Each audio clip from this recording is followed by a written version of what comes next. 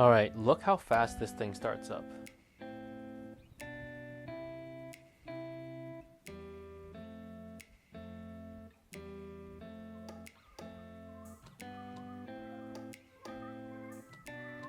That was like 10 seconds. That's absolutely insane.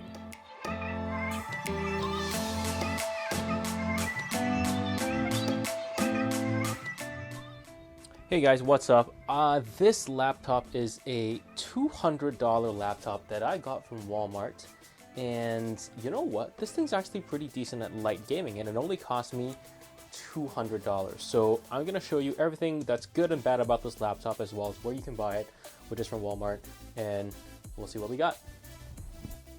Alright, so this laptop here is from Gateway. It is a 14.1-inch laptop, and as you can see the specs here, this thing currently has Windows 11 Home, a Ryzen 5 3500U processor, which is a little bit old, a 1080p IPS display, 256GB SSD, as well as 10 hours of battery life at about a 60 watt-hour battery, as well as a whole bunch of ports that I'll let you see right now. And this thing is available at Walmart for about $200, and I'll provide the link for you down below.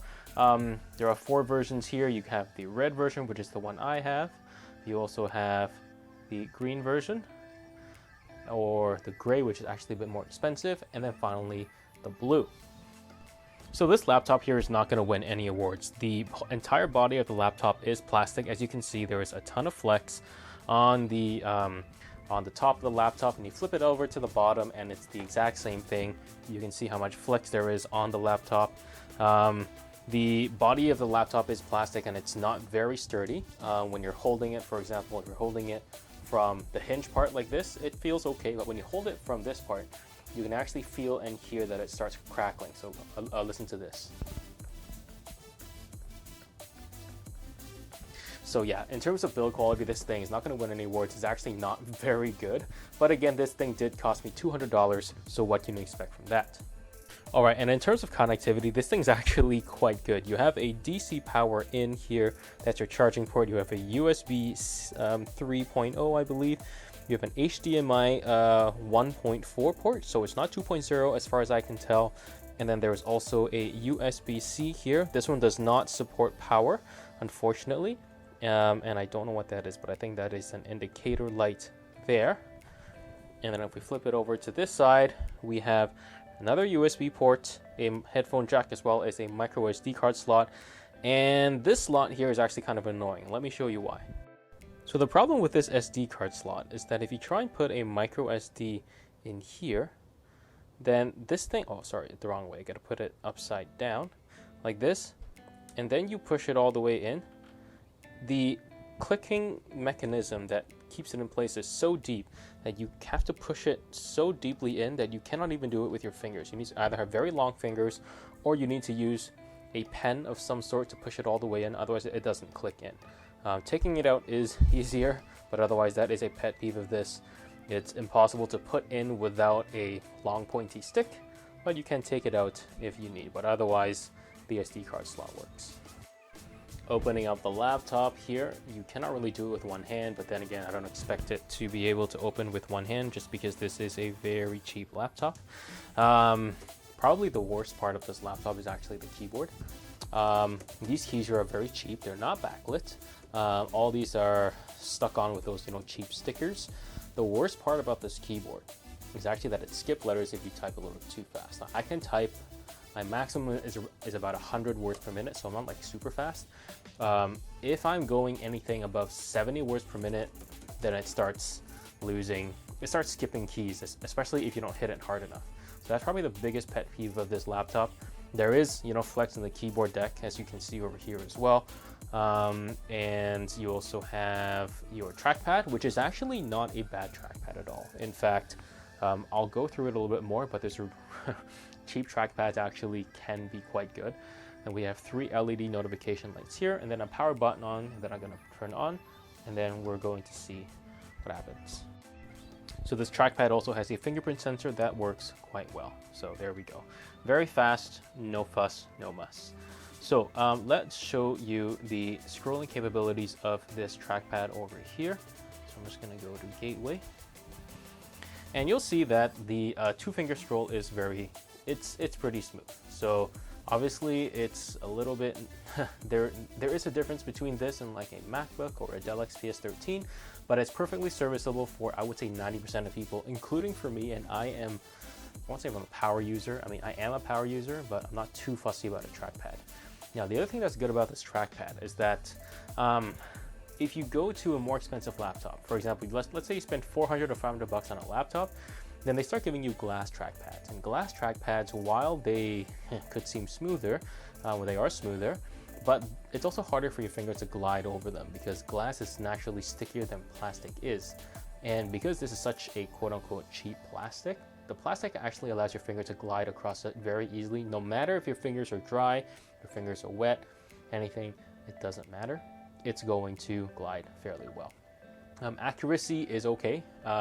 There are times where you move it and you can see the mouse is moving, and sometimes it'll skip very, very rarely. But other than that, there's really not much problem there. And let's show you what I was talking about with regards to Microsoft Word. If I'm typing too fast, it'll skip letters, like which is a little too bad, but you just have to type a little bit slower. So I don't know how fast of a typist are you, but if you're too fast of a typist, this thing is probably not gonna work for you. All right, the screen here is an IPS display. It's not matte, it's glossy, and the maximum brightness is 250 nits, which is not very bright, of course, but I would say it's serviceable for anywhere indoors. And minimum brightness is also not very dark, unfortunately. As you can see, it's still fairly visible even under studio lights. So not very bright, not very dark, but for $200, this laptop the screen is not bad. And let me show you what I mean. In terms of colors, you're gonna get a decent gamut of colors here with regards to the screen. I was actually quite surprised by how good quality the colors were in this screen. For example, like you look at this, can you tell they're washed out? Probably not, because the colors here aren't bad at all. Like obviously I put this beside my Surface Pro, which does have a very good screen. Surface Pro beats this by, I don't know, let's say 30%. So it's definitely not a very, very big difference. So I am quite impressed, quite satisfied with this display. If I had to change something, it would be the maximum brightness, well, and the minimum brightness to see how dim it can go. But otherwise, this screen is perfectly serviceable. It is a 60 Hz display. It is not anything higher than that with higher refresh rates, but the screen will service most people just fine. We have two top firing speakers on the speaker deck, on the keyboard deck right here. The speakers are not very loud, unfortunately. Serviceable, but not very loud. The quality is obviously very lacking in terms of bass. So I would recommend that if you do use this laptop, the speakers are used only in the last resort. You should be using headphones because these speakers just aren't very good. So let's play this for you and then we'll keep going.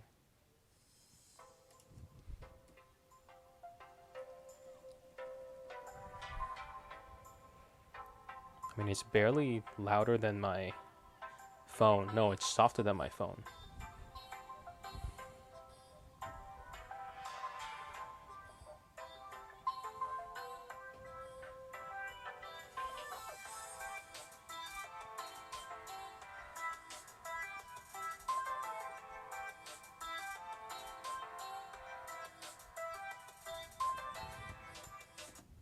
So as you can hear, there was basically no bass on that. The loudness is barely louder than my phone. It's just not a very good speaker's sound quality overall.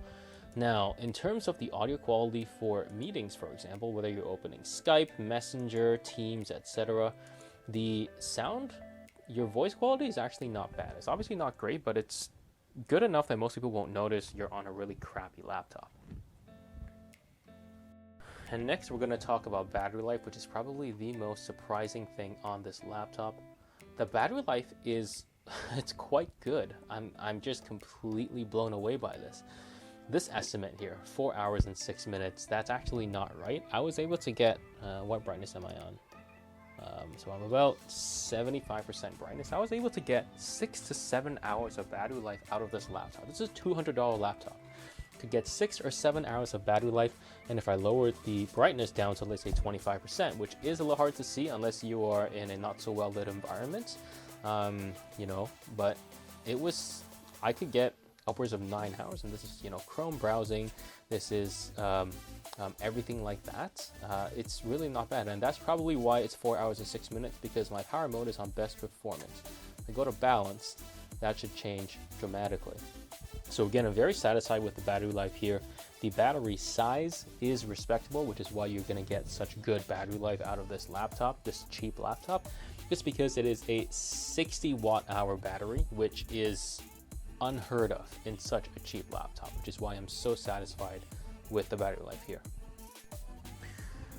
And of course, here we have Windows 11, and we also have the Ryzen 3500U, and let's look at the rest of the specifications. But we have a 256 gigabyte hard drive, as well as actually what I did is I also installed my own extra M.2 SSD, 128 gig as a secondary drive. But yeah, so in terms of snappiness, I would say that this laptop is fairly snappy. You know that it actually feels, in terms of the UI, it feels a little bit slower than what a Ryzen 3500U should be capable of. Which is a little bit strange, but that is that. So not super surprised, because most likely the power limits on this laptop were set to be lower to conserve battery, which is why you're going to get such decent battery life on this laptop. So in terms of snappiness, it actually works fairly well. All right, let's open up GIMP, because this is a more intensive program, and as it launches, let's talk a little bit about this. You know, GIMP works fine. You can edit most of your photos on it. It'll do just fine, unless you're working on insanely massive photos, but otherwise it'll do okay. Let's open up a photo from here. Let's look for the largest, one of the biggest photos I can find. So this is 2.8 megabytes.